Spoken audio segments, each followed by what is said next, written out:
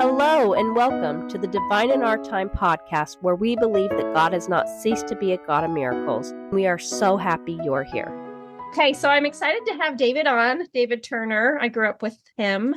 So do you want to kind of walk us through? I'll jump in whenever and your wife can jump in whenever, and we'll just kind of chit chat basically. Yeah, sounds good. I don't know. It's always hard to start on stuff like this. I know. About, when we got married, which has been 16 years ago now, I had just gotten back off my mission and was pretty excited to get married and kind of think that, life was going to go the way that I'd always been told it was going to go. You do the right things and then good things happen to you, right? I met my wife and we ended up getting married fairly quickly. Very shortly after that, I found out that there were some issues from her childhood that I didn't know about and that she had kind of forgotten about. Not necessarily forgotten, but maybe repressed would be a better word for it. She had some issues with her brother molesting her and some things like that that came up and were quite a big shock. Yeah, well, and he was molested by a friend's dad. Of course. Right. So that's where it started. So as we kind of started into this and, we were growing up, both of us in religious homes, we were kind of told, go to church, go to church, go to church. It'll make things better. Just go to church. Yeah. Well, it didn't. We would go to church and it would cause us to fight for days, horrible, horrible fights. Because, here I was feeling like, hey, this should make things better. And here she was feeling horribly, horribly guilty that, to the point that even holding my hand was somehow a sin. It was so severe that it really did push us to the point of saying, okay, we need to figure some things out. And so we stopped going to church and ended up moving away from her family. I ended up getting a job in Burley as a sheriff's deputy. So the job up in Burley happened really fast. I mean, it was like I went up and I did a test and I didn't hear from them. And I was like, well, that didn't work out. And then like a month or two later, I got a phone call saying, hey, can you be here in a week? Okay. Sure. We ended up finding a little apartment up in Burley and moved up there. And I mean, that didn't fix anything, obviously. Just a change of scenery doesn't change anything. We still fought every day, every other day, horrible, horrible fights, yelling, screaming, we're getting divorced. No, we're not. Yes, we are. No, we're not. Back and forth, from her saying that, me saying that. I mean, it was miserable. And this is where some of the miracles started to happen that we didn't necessarily recognize until a lot later. Okay. We tried counselors, didn't help. I mean, it was so repressed and so hidden that, I mean, she didn't remember things until she did, if that makes sense. Yeah. We'd try and talk about it and, no, there's nothing else happened. And so it was just like, okay, well then why can't we move past this? And then all of a sudden something had happened between us and out had come a whole nother story of things that happened. It's like, holy crap. There's obviously more things and more walls and more barriers that have been set. At the time, I'm like, you know what? I'm desperate. Like, I will try anything to fix my marriage. We have our son at that point, who's about a year and a half old. Obviously, during that time working as a police officer, I was under a lot of stress. I was starting a new job, not fully understanding what it was that I was getting into, but dealing with domestics on a daily basis. Yeah. When I started dealing with, real threats on my life and like, holy crap, like I might not go home one of these days type of situations. Well, I grew up with you, you know me. I'm fairly sensitive to things. Suicides were really hard. Yeah. And I started stepping into these places where I was having to deal with those, and it was very overwhelming. Yeah. So we ended up moving out of the apartment into a home, and over the course of the next 5 years or so, we had interactions with, church members and good people who believed in Christ, and received advice here and there and kind of dismissed a lot of it. Didn't really think, we're just not into that. Like, we just need to work through our things. And then kind of hit a point where I had some things happen while I was on the job that really damaged me. I took a, sorry, this one's hard. It was Christmas Eve, and we had a family call and ask if we had heard anything about their college age daughter who was supposed to be coming home. Mm-hmm. We hadn't, at least at that point. About 20 minutes later, we got a phone call for a rollover on the freeway. And I responded to it, and it was her, and she was killed. And with everything else going on that night, I had to go to the family and do the death notification. I got home from that. I don't even remember. I think it was midnight that I got off or something like that. I got home, went straight to bed, didn't think anything of it. I woke up to hearing Katrina and my son singing Jingle Bells, and I came out in an absolute blind rage, screaming, yelling, shut it all down. And it wasn't until a few hours later that I was able to explain, at least very minimally, what had happened the night before, and going to this family and basically ruining their lives in my mind. That's how it felt, that I just completely, it was my own guilt that I destroyed their lives. And so for years after that, Christmas was, it was hell. Yeah. It was hell. I'd hear songs and I would shut down. We didn't put lights on the house. We didn't sing Christmas songs. We didn't do anything with Christmas. What was it? Was it because of the death notification or her age, or what was it that this set this off or just the time of year? At the time, I had no idea. And what it was is, I grew up getting together with my big family. Hang on real quick. So how long ago was this? Having to notify this family on Christmas Eve, what year? 13, 14 years ago. So 2012. Yeah, okay. 2012, somewhere in there. So yeah, it's been quite a while that I had issues, and even after getting out of law enforcement, there were still times that it would just hit, and I would get angry or I would shut down. Was it always this thing that caused the anger and shutdown, or just this was the most severe stressors? Okay. This was the most severe. I do suffer from PTSD and things like that I struggled with for a long time, that I would, for a long time, they would sit on the other side of the room and throw things at me to wake me up, because I would come up swinging, because whatever reason, it just hit me harder.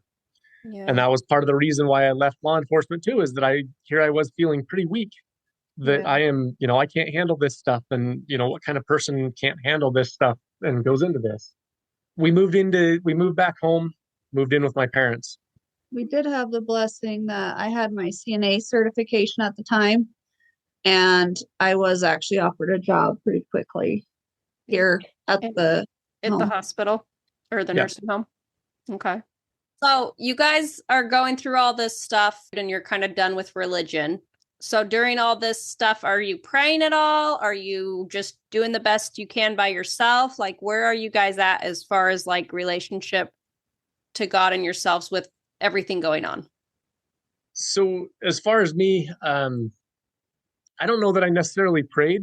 I had some angry conversations with God. I don't know that I'd call it prayer. Yeah. But it was definitely, You had some tantrums. That's what we call tantrums. Yes. Yeah. That's a great word for it. That's a great word for it. Yeah. I was angry, and I was like, I've done everything that I was supposed to do. I was promised a happy family. I was promised a happy marriage. Like, I was promised that I would do okay. Where is my happiness? Where is the good things that are supposed to come to me? Everything I do is just thrown in my face. I get kicked every time I turn around. We ended up moving back here to Montpelier. Her uncle knew that I trained dogs, and offered me $1,000 to train a dog for a client. It was one of his puppies that he was going to sell to a client. And he's like, he'll pay $2,000 if she's started. So we take on this German short hair pointer and we go through a month of training. And during that month of training, I started noticing some things with her that she was very in tune with what I was going through. Mm-hmm. And so when I would have episodes where I would be, watching TV or even in the middle of a conversation, and I would just kind of blank and just stare off into space. And coming out of those, 9 times out of 10, I was fairly violent. If Katrina came up and touched me, I would grab her or throw a fist at her, or I had no idea what was going on, and it generally didn't end up anything serious, but it was terrifying for her and for Creighton. Well, and Kuna didn't do anything at this point other than throw a fit, because she'd usually be in a kennel and she'd just start throwing a fit, and I just kind of knew like he was having an episode. Something was going on. Okay.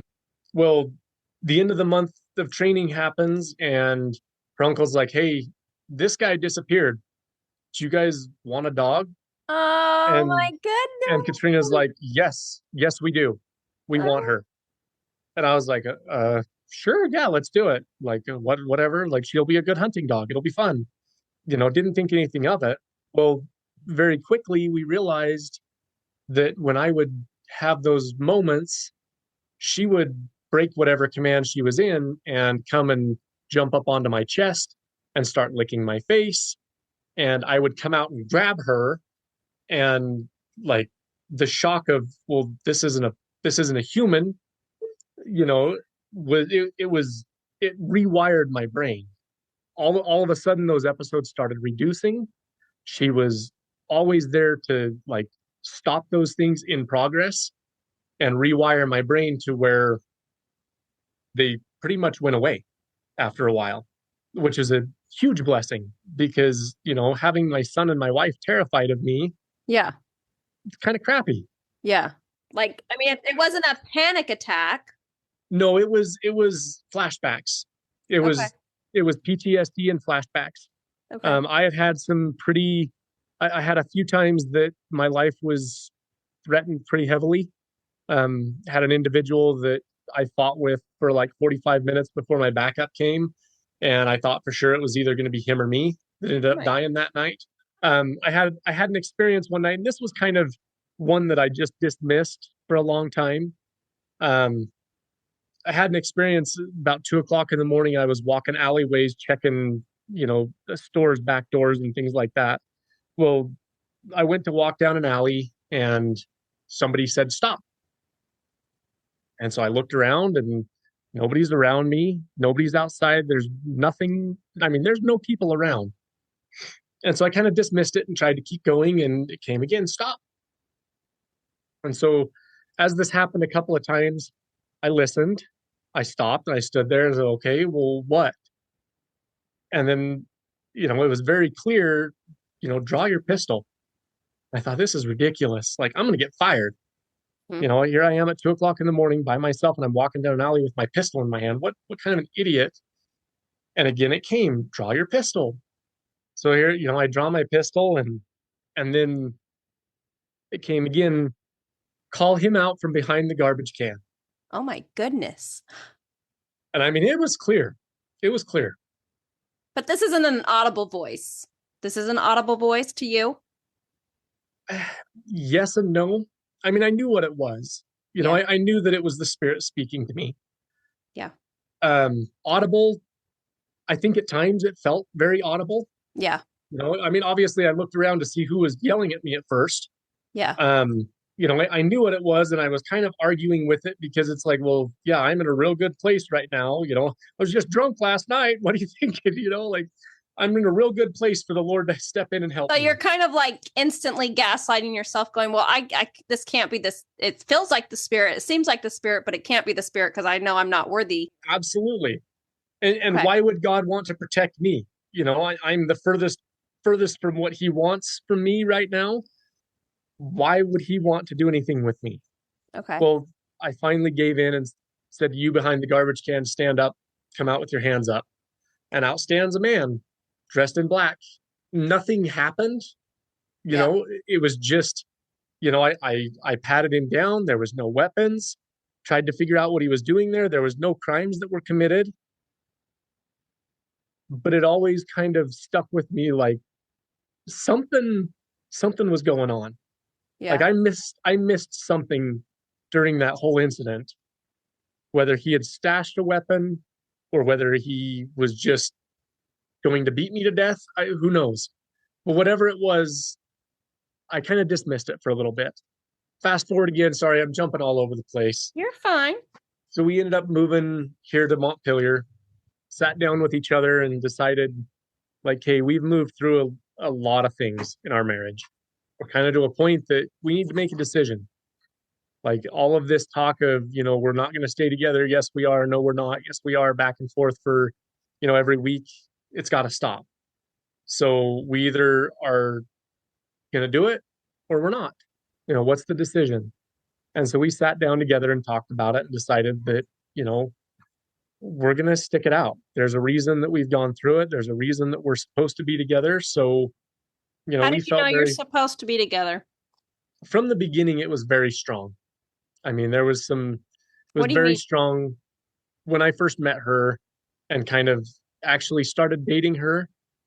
I knew very early on that she was who I was supposed to be with. There was, she had a lot going on, but I knew, the spirit spoke to me and told me, like, this is your wife. Take care of her, was kind of what I got. What about And you, so, Katrina? I'd never been drawn to anybody so much until I met David. Yeah. And it just felt right. Um, like I'd met plenty of guys, but it was just very strong. Like it just felt right. I don't know how to explain it really. I think that's kind of crazy that you both remembered those feelings, right? Because I feel like everybody that gets divorced, when they decide they're going to get divorced, it's like this, well, I never loved you. I was never in love with right. you. Like, I feel like that's your very common excuse. And it's like, well, of course you were because you married him. So I don't understand how people forget that you were in love once upon a time. So that to me, And, after all this fighting and all this like crazy life you guys have had together, that you're both like, well, we did feel this way. And that you kind of hearkened back to that and remembered that is kind of surprising. It's not I don't feel like that's your typical route that people go. When I first met him, it was, I know you. Okay. He felt familiar. it was very similar for me. Okay. I felt like I knew who she was. Um, it's hard to describe. It Yeah. really is. Yeah. But and that the weird thing was is during those fights, it wasn't about like I don't love you or I've Yeah. never loved you. It was I can't keep dealing with all of this crap that's going on. Like Yeah. we can't survive fighting like this. Like it's not okay. Yeah. That was kind of well, maybe we're not meant to be together because of this. Yeah.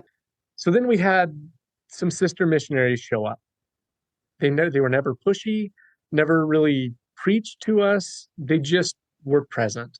Mm-hmm. We got to know them when we had issues or when we'd talk about things, they would have great advice and share wonderful things that made us feel good. And I think that was kind of the start of like, we need to do better. Like we need to figure some things out. And there's kind of this back and forth, we try kind of get drawn in a little bit and then we step back away. And we drawn in a little bit and then we step back away. The interesting thing is looking back at all of these different times, clear back into Burley and all of the things that we did. Yeah. We do need something and we can't seem to figure it out.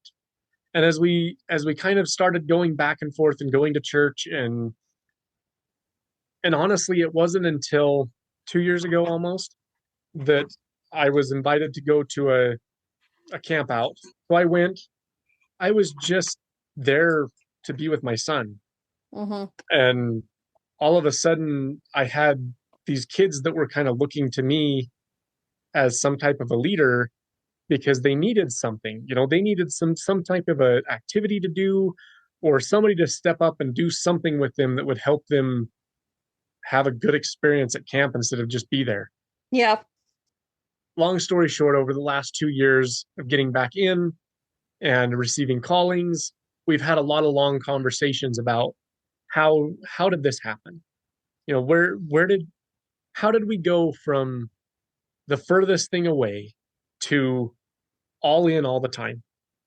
What drew us here? What made this happen?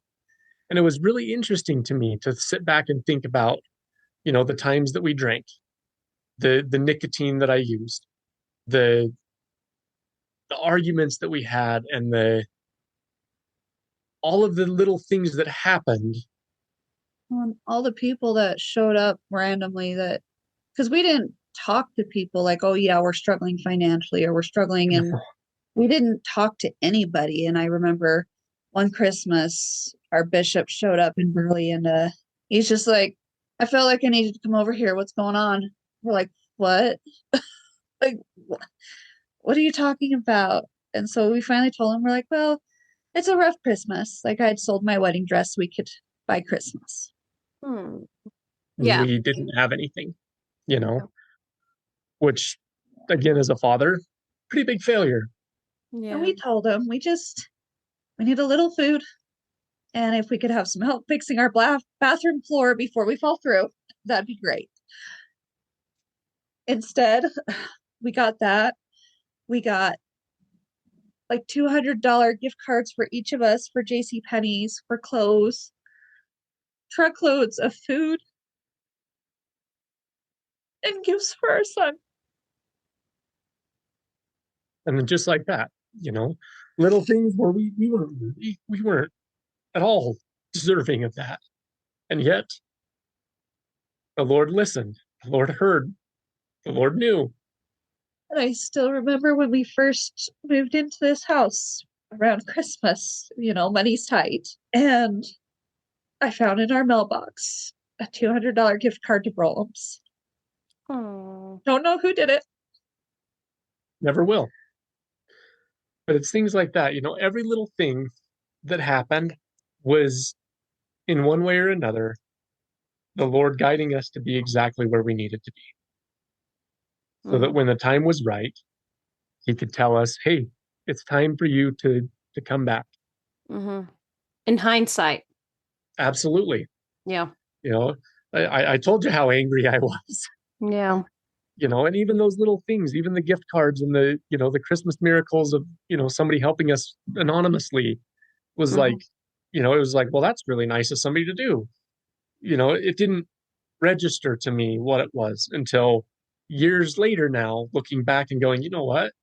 Like, there was a lot of things that were happening to position us exactly where we were supposed to be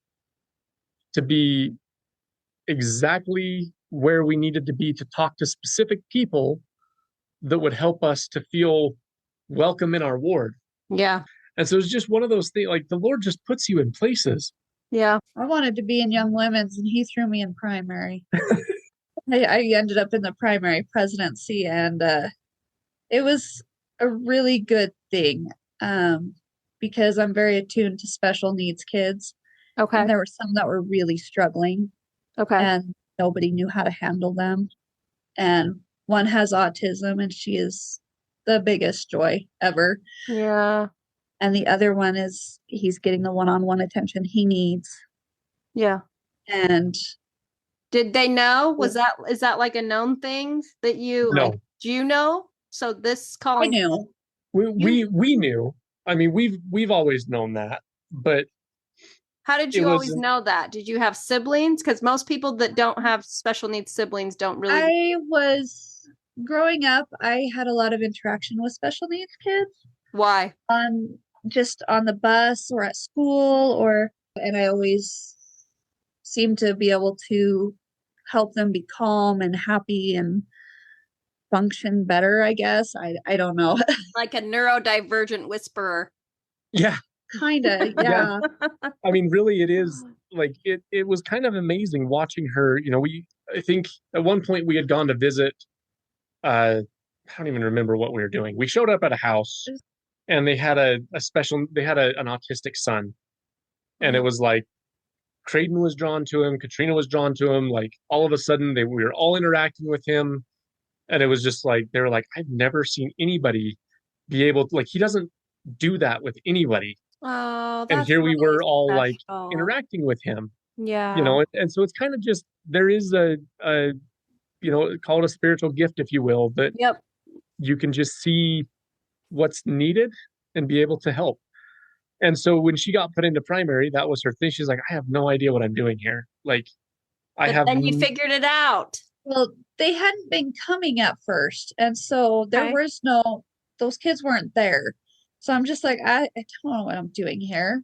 And it wasn't until the other presidency was gone and it was just her for about a month that was running primary, that all of a sudden she's like, look, this is what they need. Like, they need somebody in there one-on-one with them Yeah. that can kind of take care of their needs and guide them in the right direction.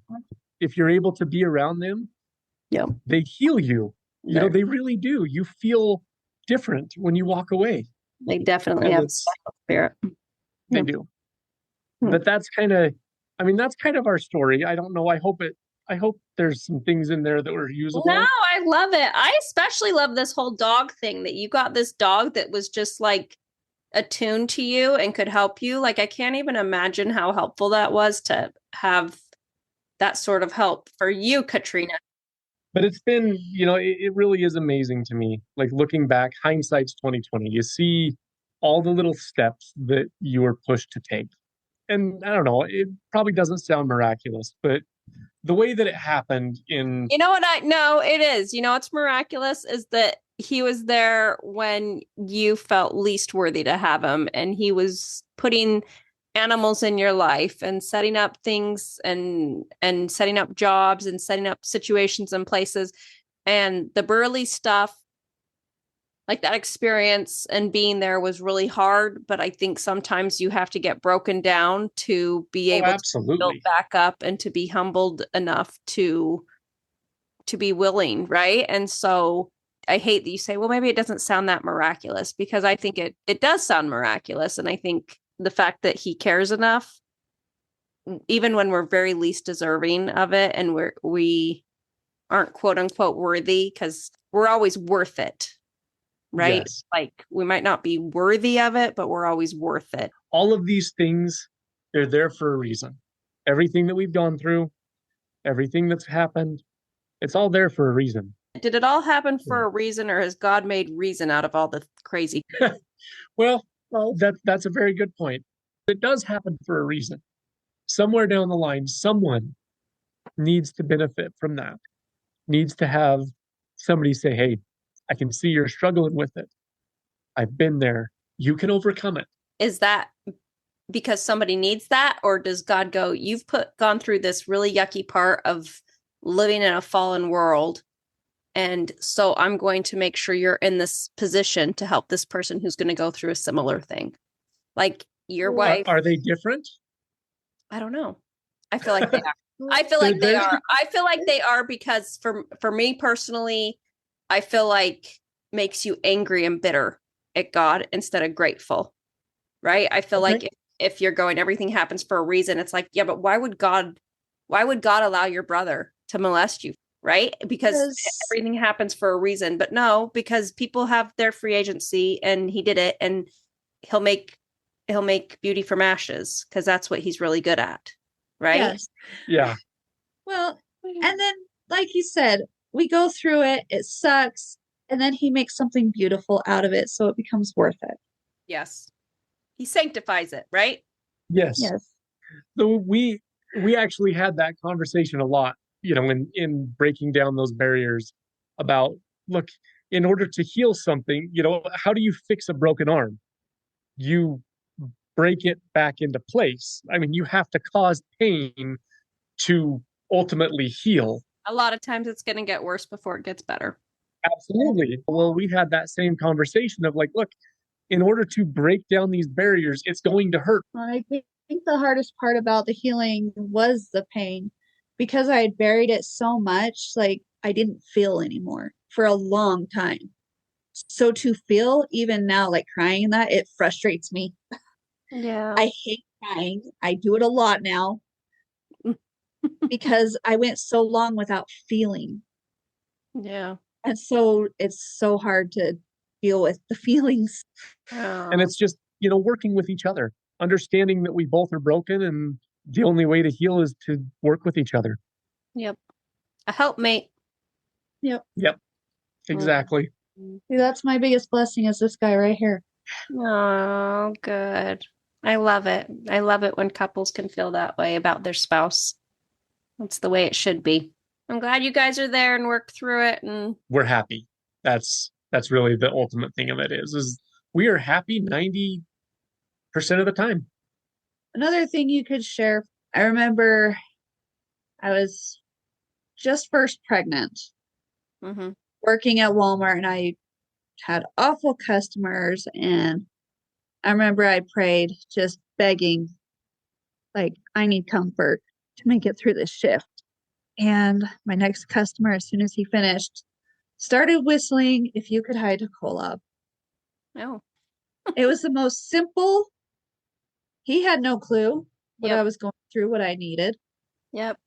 But it brought me a lot of peace. You never know what a smile, a hello, a simple gesture can really do to help someone. Yeah. I love that you can still remember that. That was 16 years ago. How old's your boy? Yeah. 15. 15 years ago. And you remember that. And that's just like that's the power of miracles though, right? That's teeny tiny, but it has stayed with you for 16 years that you were just wanting, it was the something. Smallest thing. Random hymn that was whistled for 30 seconds that I could hear him.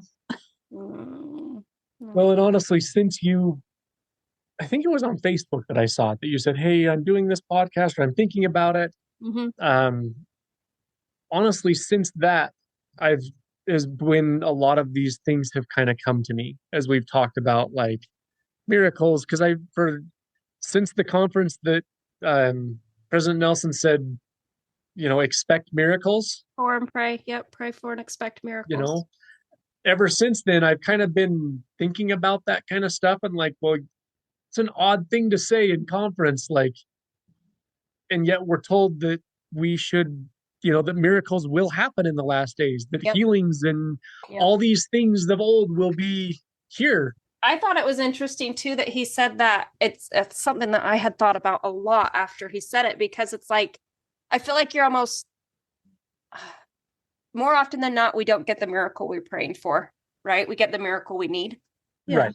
And I almost feel like you're kind of setting people up for lack of a better word, failure, right? Because it's like, well, that's not what I prayed for, or I've been praying for this for forever. And we all think about, the big healing miracles and the water to wine and the feeding the 5,000 and all these things. And more often than not, we don't get those. So I do want to just highlight and help other people hopefully remember that you have had miracles. And maybe your child has autism and whatever, or maybe your husband's disabled, or maybe you're dealing with a lot of PTSD, but God's still there, and he's working for you right now. And that's miraculous. Absolutely. Well, it goes along with the talk that came just before that one, where he's talking about don't look for the big miracle. He used the rays of light, where you're looking for the shadow. Yes. Yep. Little miracles, because we have little miracles every day. Rays and beams. Yes, that one. Thank you. No, thank you guys. I've had a lot of fun talking with you. Yes, it's been good. Thank you so much for sharing. Thanks for sitting down with me. I appreciate your time. Honestly, all we can hope is that it helps somebody. I've learned a long time ago to not hide the things that hurt us, because somewhere somebody needs it. So true. Well, thank you guys. You guys have a great night. You too. Thank you so much for tuning in, and remember, God has not ceased to be a God of miracles. And if you have a miracle you'd like to share, we'd love to hear about it. Please reach out to us via our email at thedivineinourtime@gmail.com. Thanks. Have a great day.